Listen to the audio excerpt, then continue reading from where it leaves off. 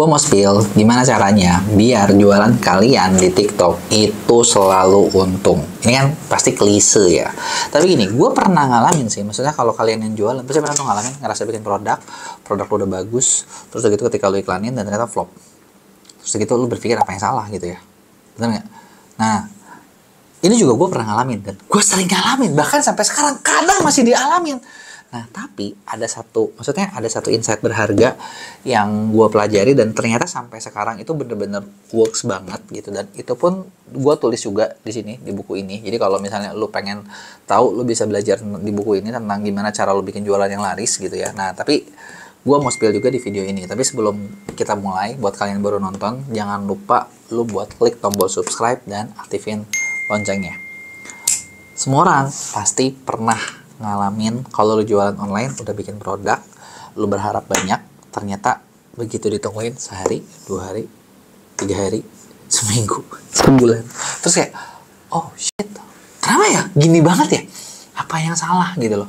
Logikanya ini tuh nggak mungkin nggak laku. Logikanya ini tuh pasti laku gitu. Apa yang salah nih? Jangan-jangan tempatnya nggak cocok di TikTok, tapi enggak. Jangan-jangan begini, tapi kok begitu gitu kan, bener nggak? Itu pasti lu pernah ngalamin, bener nggak? Nah, ini sebenarnya ketika dulu ya, misalnya gue dulu belajar jualan online tuh, jujur waktu awal gue jualan tuh kan gue sering cerita ya di video-video gue jualan online 2013 pertama. Waktu itu nyobain itu dari BlackBerry Messenger, terus gue dapetin tambahan tuh nyobain endorse di Twitter gitu kan, terus udah gitu jualan lewat SEO gitu kan, cari page one Google, riset keyword dan lain sebagainya. Itu adalah basic gue. Dan dulu gue tuh termasuk orang yang kalau mau apa ya, maksudnya gini, gue ibaratnya gini, gue butuh waktu kurang lebih 3 bulan pertama buat gue pecah telur. Gue butuh waktu 1 tahunan buat akhirnya lumayan bisa, oh ternyata untung lo ya gitu ya. Dan sebenarnya gini, ketika tadi gue bilang nge-endorse di Twitter, itu baru gue lakuin di bulan ke-8 apa ke-9. Dan lo tau gak kenapa? Gara-gara simple. Gue ngerasa kalau online dulu tuh semuanya harus gratis. Nah, kalian ngalamin gak sih gitu? Jadi kayak, aduh ngapain ini gue bayar, anjir gue bayar sih, nanti kalau gak untung gimana? Emang kalau gue bayar pasti dapat berapa? Pasti banyak yang ngalamin kayak gitu kan. Oke, gue mau bayar, gue mau ngiklan, gue mau keluar duit, bisa nggak dijamin pasti untung? Kagak ada men. Dulu gue juga ngalamin. Dan maksudnya gue dulu tuh selalu mencoba organik semua. Ya udahlah, kalau gratis ya udah. Ya mungkin karena duitnya juga pas-pasan kali ya, nggak punya duit ya. Karena gue pikir gini, kalau gue keluarin duit gue cuma segitu-gitunya, terus udah gitu gue nggak laku, mati dong gue, bener nggak? Jadi ya udah. Karena dulu gue kere, jadi gue memulai dengan cara gue bukan bayar pakai uang, tapi gue bayar pakai waktu. Dan jujur sekarang hal itu sangat gue sesali. Kenapa?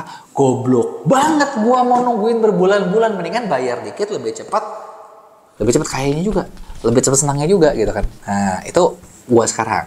Gitu ya. Tapi gua pengen tahu kalian sebenarnya tipe yang mana sih? Coba kasih tahu dong di komen kalian tipe yang mana ya. Nah, lanjut kita cerita. Nah, pas lagi awal nyobain endorse atau nyobain iklan pertama, satu hal yang selalu gua alamin adalah kalau gua keluar untung nggak ya? Udahlah, cobain aja lah gitu loh. Cobain aja lah, dan ada yang untung, ada yang rugi. Dan dari banyak untung banyak ada rugi, ada untung banyak rugi, ada untung banyak rugi. Lo lihat aja kalimatnya ya, basicnya ada untung banyak rugi. Berarti kan banyak lossnya gitu kan. Nah, sampai akhirnya gue nemu ada satu strategi, ada satu pola yang ternyata, oh ini tuh rahasianya. Dan rahasianya adalah apa? Rahasianya gini, sesimpel kayak kalau kalian mau jualan, kalian sebelum itu kalian cobain produk ini, kalian yakin dulu nggak sih ini produk bagus? Kita selalu ngerasa produk yang kita bikin bagus, padahal belum tentu. Gitu ya, belum tentu. Dan ketika iklan belum tentu langsung untung.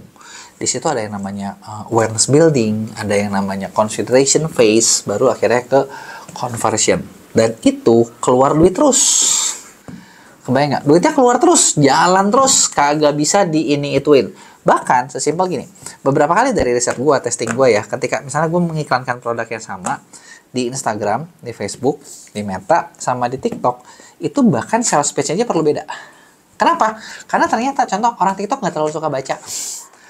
Yang ini mungkin lebih suka baca gitu loh. Jadi itu aja udah beda gitu loh. Nah, terus insight-nya apa? Insight-nya ternyata adalah ketika lo mau laris. Ini juga satu ilmu yang gue bawa waktu gue ke China diundang sama TikTok, dan ini gue perhatiin semua agensi besar di China tuh ngelakuin trik ini gitu ya. Mereka tuh selalu bahas gini, ini produk, lu ngapain lu tungguin? Jadi kalau lu mau testing, itu produk harus terbukti bagus baru lu gencarin. Kalau produk itu terbukti jelek nggak usah. Jadi gimana caranya? Hajar pakai iklan, kasih dia traffic, kasih lihat conversion dia berapa persen. Dan kalau itu gagal, jangan dipaksa, tapi dirombak dulu baru diganti lagi gitu loh. Mereka selalu membahas seperti itu, dan mereka selalu bilang iklan itu makin lama makin mahal. Kalau sekarang udah untung, gas sebesar mungkin. Nggak bisa iklan itu lu nanti gitu loh, nggak bisa kayak gitu. Jadi itu adalah konsepnya. Nah makanya kalau misalnya kalian mau jual TikTok, konsep pertama yang perlu kalian ingat adalah satu, produk yang lo mau jual seyakin apa lo udah bagus, udah lo tes belum, bener nggak diterima pasar. Kalau itu produk nggak diterima pasar, ganti. Oke? Nah, ini juga salah satu yang gue cukup banyak bahas di buku ini. Gitu. Jadi produk kalian ada ada step-stepnya, ada rumusnya, ada polanya yang lu harus cek apakah ini itu oke apa enggak gitu loh. Kalau nggak oke, ganti. Gitu ya. Nah, yang pertama. Yang kedua, setelah produk lu ini bagus, barulah lu ngomongin konten. Nah, kontennya harus seberapa banyak buat iklan. Yang perlu diingat adalah iklan itu kan mencarikan calon pembeli. Nah, calon pembeli itu bakal langsung beli nggak? Tergantung kan. Yang ngajaknya apa dulu nih? Konten itu kan pesannya, betul nggak? Message-nya segimana nih? Yang ngomong message-nya siapa? Message-nya seperti apa? Message-nya semakin bagus, disitulah lu bisa dapetin poin makin gede. Message-nya semakin jelek, disitulah lu gagal juga. Jadi message-nya ini bener-bener penting banget nih di message-nya tersebut gitu ya. Jadi kalian perlu perhatiin message-nya seperti apa, mana yang oke, mana yang kagak oke. Nah, di sini butuh kreativitas. Jadinya kalau misalnya kalian cobain jualan di TikTok, terus udah gitu, kenapa gitu-gitu aja? Nah, jangan-jangan satu, produk lo gagal. Biasanya kalau yang gue temuin ya seller, produknya gagal. Atau kedua, produknya oke, orangnya jualan laku, message-nya gagal, kontennya gagal. Nah, kalau kayak gitu gimana? Nah, lu harus tahu ketika udah lu jalanin, ini yang gue belajar ya, lu hajar dulu nih kontennya beberapa. Biasanya sih gini, kebanyakan seller ketika mulai itu langsung kayak cuman 3 biji, 2 biji, 1 biji. Nah, itu yang miss. Makanya di Mia ya, kita punya satu service untuk ngurusin iklan gitu ya. Dimana ini tuh konten kita bisa unlimited, lu kebayang nggak? Tidak terbatas guys. Jadi gimana caranya? Begitu di awal biasanya kita bikin 8-10 berbagai angle kita coba, kita iklanin. Kenapa dicobain gitu? Karena yakin di awal 8-10 paling banyak yang bagus satu. Itu pun kadang belum tentu dapat. Gitu kan. Nah, udah dapat, tembak lagi berapa biji lagi, konten-konten baru lagi siapin nih. Gitu kan. Oh, udah punya dong angle yang lebih banyak dong, diadu lagi dong. Nah, ketika ini oke, biasanya dari 1 nanti muncul jadi 2 atau 3. Nah, terus sambil jalan nanti kita siapin lagi nih konten-konten baru gitu loh. Itulah hal-hal yang dibikin. Dan kalau misalnya tanya jujur, kenapa kalau di Mia ikan suka banyak yang bagus? Ini rahasianya. Sebanyak apa lo bisa bikin konten? Nah, yang jadi masalah adalah bikin konten, mencari angle yang tepat dan ngajak orang buat mempersuasi buat beli. Itu susah. Kagak gampang. Kita yang udah kebiasa aja, lu bayangin ya, success rate-nya tadi gua kasih tahu nih, dari 10 kita bikin cuma 1. Nah, masalahnya kan syuting buat bikin bahan iklan kan nggak semudah itu ya. Bener nggak? Udah harus mikir tim kreatif, udah harus mikir punya orang, harus bikin angle-nya seperti apa, bikin ininya kayak gimana. Nah, itulah yang dibikin. Nah, baru kalau ini nanti udah lewat nih, jadi kan tadi gue bilang nih, ini harus oke, konten harus oke. Nah, biasanya kalau rahasia lagi buat iklan adalah di awal jangan langsung budgetnya gede, testing dulu buat membuktikan.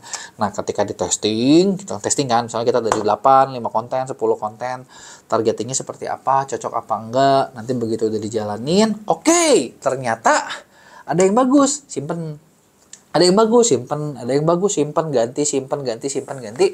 Yang kita udah punya data bagus, ini nanti yang diiklanin dengan jauh lebih masif, lebih besar. Dan biasanya inilah yang untung. Setelah itu lo bakal untung. Nah, tapi buat proses kayak gini, biasanya seller suka nggak sabar. Suka pengen gini, lo masuk hari ini, minggu depan laku. Kagak bisa cuy. Persiapan itu mungkin bisa sebulan, 2 bulan, 3 bulan. Sebulan, 2 bulan, 3 bulan aja dengan kecepatan kayak gini. Lo bayangin ya. Kayak di kita nih, ada salah satu service yang kita kerjain kayak gini ya, yang brutal gini ya. Itu tuh seminggu sekali, itu pasti bikin konten 7-10. Dan ganti terus, ganti. Terus ditanya, mungkin kalau gitu kalian ada nanya, emang nggak bisa nyontek gitu apa yang bagus? Kagak bisa cuy. Lu mau nyontek, sekarang gini, bahkan gini, lu contek ya, maksudnya gini, Kan karena suka orang tuh mikir, udah contek aja lah punya orang lain yang bagus. Lu contek, iklannya sama, ininya mirip, semuanya mirip, belum tentu performanya bagus. Contoh kasus yang paling nyata adalah pasti kalian pernah denger lagu Apate? Apatenya Rose sama siapa? Bruno Mars. Lu tahu nggak ada band Indonesia yang niru mirip banget? Dan judulnya apa sih kalau nggak salah? Ini Apate, ini apa sih, dan apa sih itu gagal total. Padahal konsepnya semua nyontek. Mirip, dia juga mengakui kok ini terinspirasi. Tapi kenapa gagal? Ya karena memang apa ya? Mungkin output video bisa dicuri gitu ya. Tapi rezekinya kan gak bisa, bener nggak? Ya konsep bisa ditiru, bisa dikopi, rezeki nggak bisa dipaste gitu. Karena nggak bisa dipaste inilah ini yang perlu dicari polanya. Dan pola ini ketika udah lo temuin, disitulah baru jualannya bisa laris. Jadi udah kebayang belum? Kenapa? Maksudnya ketika lo jalanin kan tuh nggak segampang itu gitu loh. Biar oke, gue mau hari ini jalan, apalagi ini seller ya. Oke, gue hari ini mau jualan pakai GMT Max setel ruas 100. Mungkin lu jalan sih, tapi mungkin paling sebulan 2 bulan dan setelah itu nggak akan jalan lagi. Dan setelah itu lu bakal bingung kenapa susah. Jadi kayak gitu tuh resepnya. Kalau misalnya lu buat rame, gue udah spill apa yang gue pelajari, apa yang gue alamin, dan itu sih sampai sekarang kita masih terapin seperti itu, dan itu works. Gitu ya, gue kagak tahu kalian percaya apa enggak, kalian suka apa enggak, tapi itulah pengalaman gue.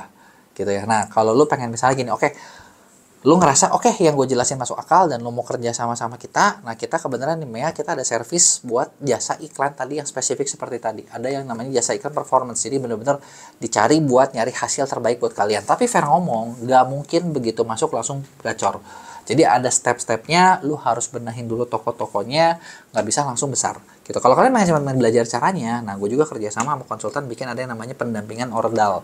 Di pendampingan ini, ya tim kita bakal ngasih tahu sih kayak, lu tuh butuhnya apa aja sih, step-stepnya seperti apa sih, harus ngelakuinnya kayak gimana, tim lu yang ngelakuin. Kita kasih insight-insightnya tuh harus ngapain gitu ya. Nah, kalau kalian masih punya pertanyaan, jangan lupa buat lu tulis di komen, nanti gue bikinin jawabannya di Q&A, jangan lupa dan kirim like, jangan share ke teman-teman lo.